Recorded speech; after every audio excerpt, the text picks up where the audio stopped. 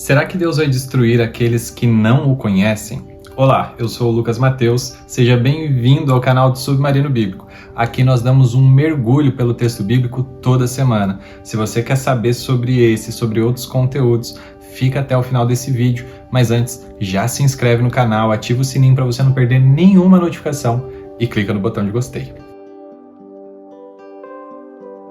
Nós estamos continuando a nossa série sobre o livro de Oséias e se você não acompanhou os outros vídeos, pode clicar nesse card aqui que você vai ser direcionado lá para o primeiro vídeo da nossa série. E nós estamos agora no capítulo 4, onde nós vamos ver o profeta Oséias falar mais um pouquinho. E ele começa no verso 1 dizendo assim: Israelitas, ouçam a palavra do Senhor, porque o Senhor tem uma acusação contra vocês, que vivem nessa terra.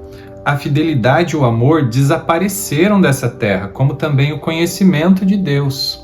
Oséias começa dizendo que Deus tem uma acusação contra ele. Se no capítulo 2 do livro de Oséias a acusação era contra a mulher, agora a acusação é contra o próprio povo. E agora o povo parece ser mais claramente identificado com essa mulher.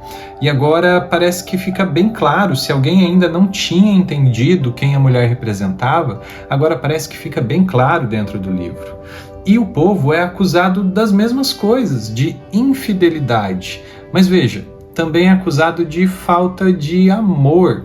E lembra que no último vídeo, no capítulo 3, se você não assistiu, tem um card bem aqui que eu te convido a assistir, nós falamos um pouquinho sobre essas ideias de amor dentro do texto hebraico.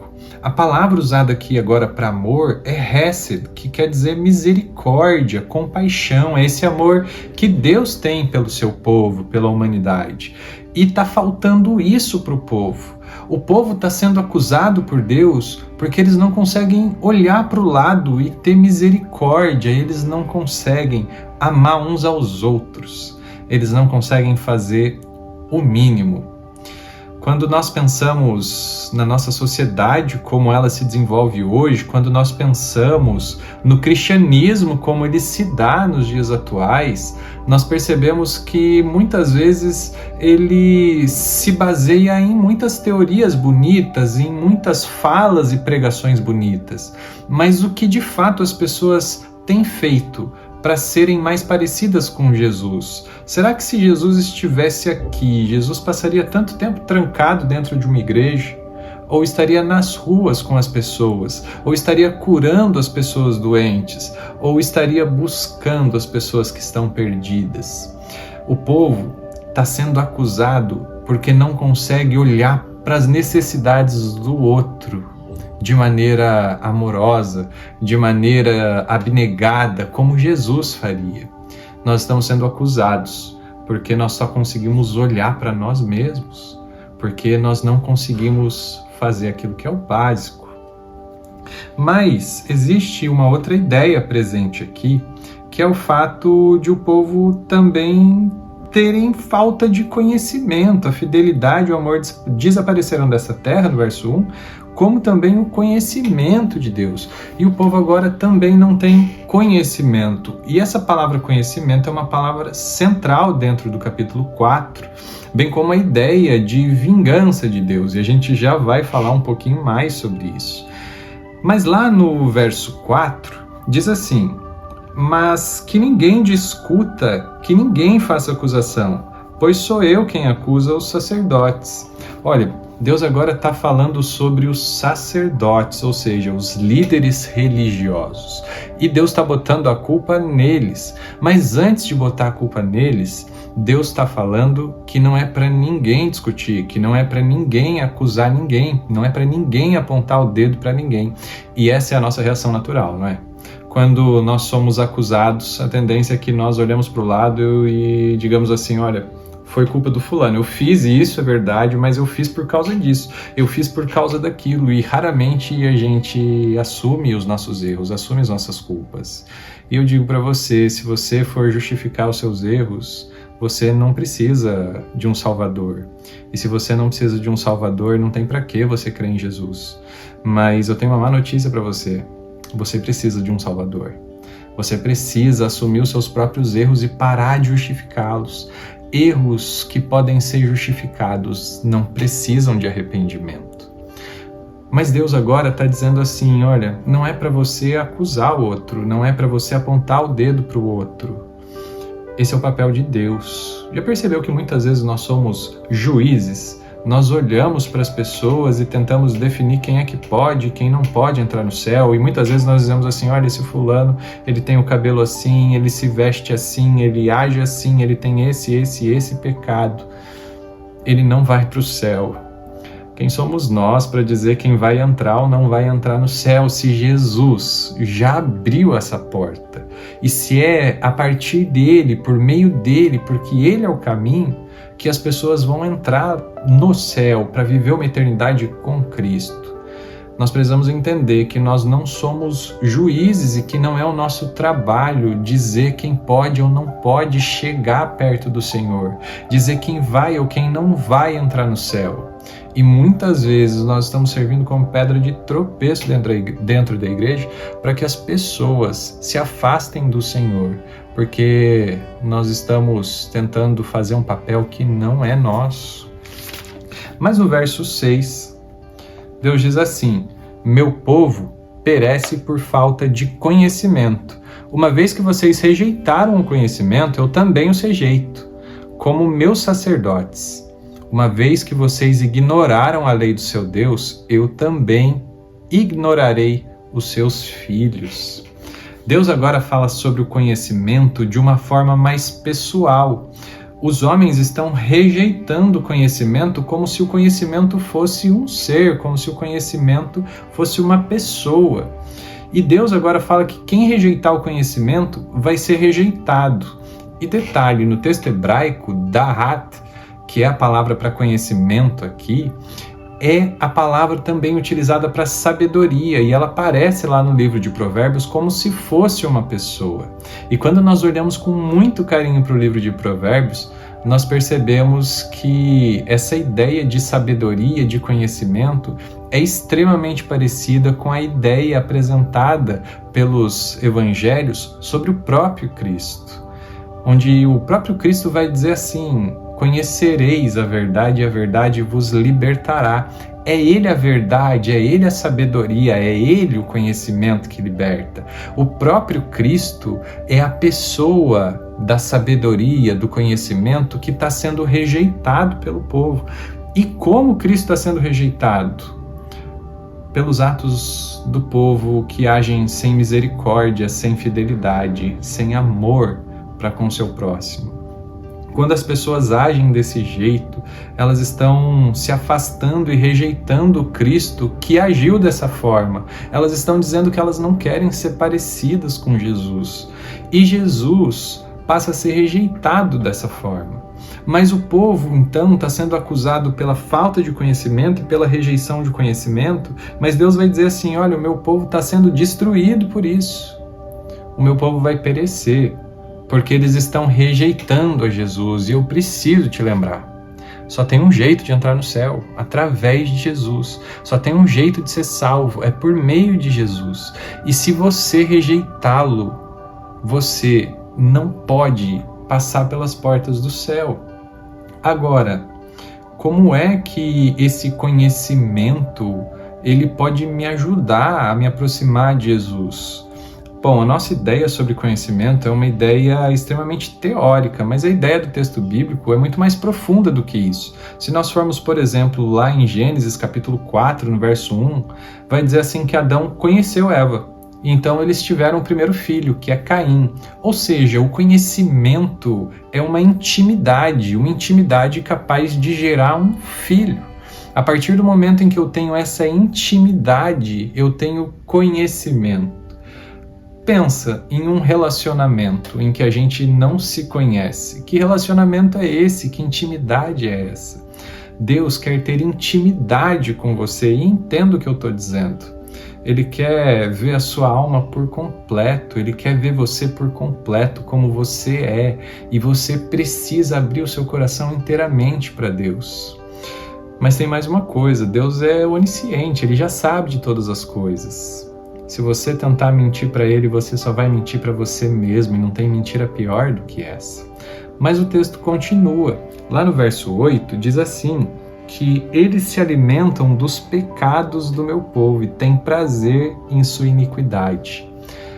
Deus está falando aqui sobre os sacerdotes, tá? Que fique bem claro isso. Ele está dizendo que os líderes religiosos estão se alimentando dos pecados do povo. Como isso? Como eu posso me alimentar dos pecados? A ideia de se alimentar é a ideia de ter sustento, de ser sustentado.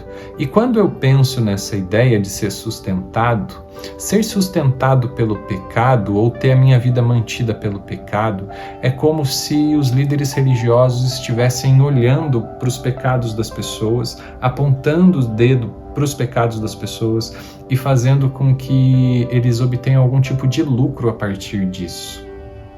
A partir da exclusão, a partir da rejeição, a partir do abandono, as pessoas passam, os sacerdotes, os líderes religiosos da época, passaram a ter algum tipo de lucro, algum tipo de sustento com isso. E isso é algo que Deus passou a repudiar profundamente.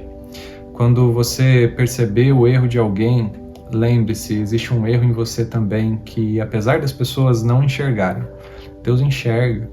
Nós precisamos compreender que não existe nenhuma diferença entre nós, que nós somos todos pecadores e carentes da graça de Deus, da salvação em Jesus Cristo.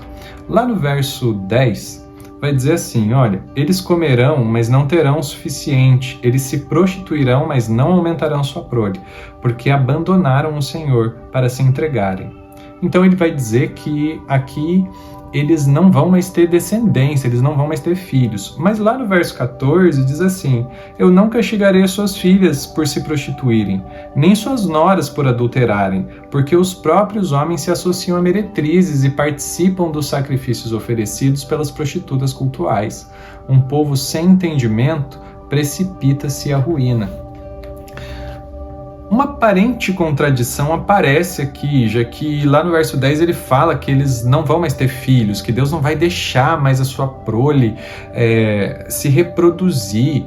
Mas depois no verso 14 ele vai dizer que ele não vai culpar as filhas e os filhos por adultério e prostituição, por infidelidade. Como assim?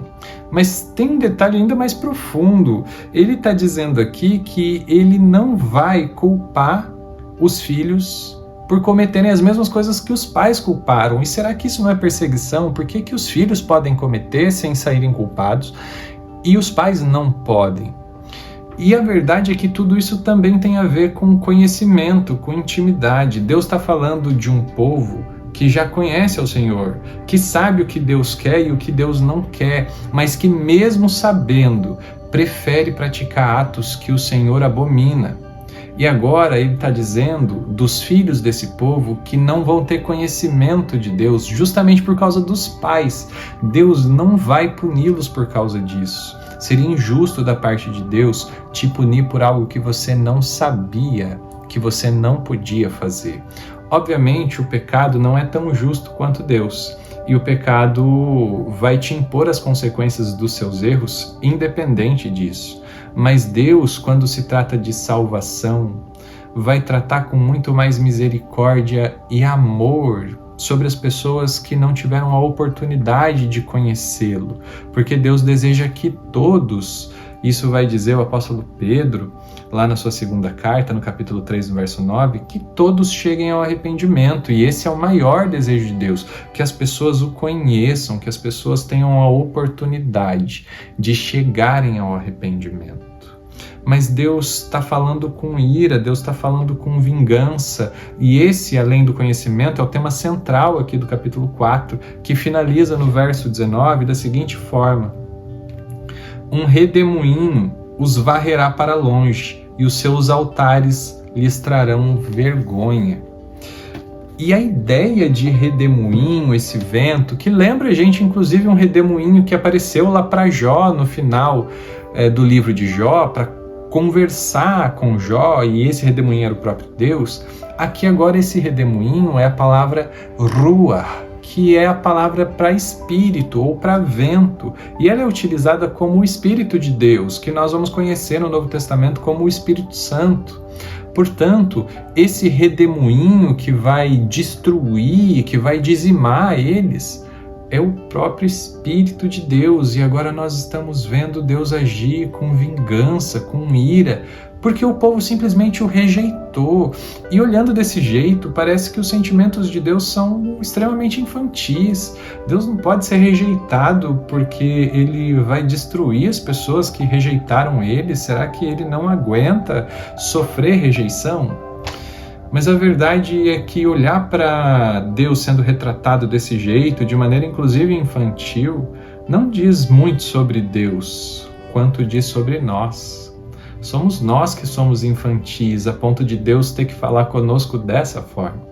Se Deus precisa se comunicar conosco desse jeito, é justamente porque nós não compreenderíamos. Se Deus utilizasse palavras mais complexas, se Deus falasse de sentimentos mais profundos, nós teríamos uma enorme dificuldade em compreender o que Deus de fato quer dizer para nós. E é por isso que Deus precisa agir como se estivesse falando com crianças que são imaturas, porque talvez esse seja o nosso retrato.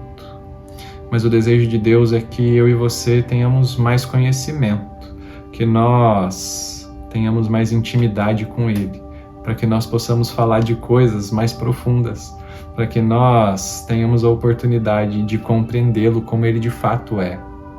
Se esse é o seu desejo, eu convido você a continuar tendo uma experiência profunda e imersiva dentro do texto bíblico, porque Deus tem muitas coisas para você.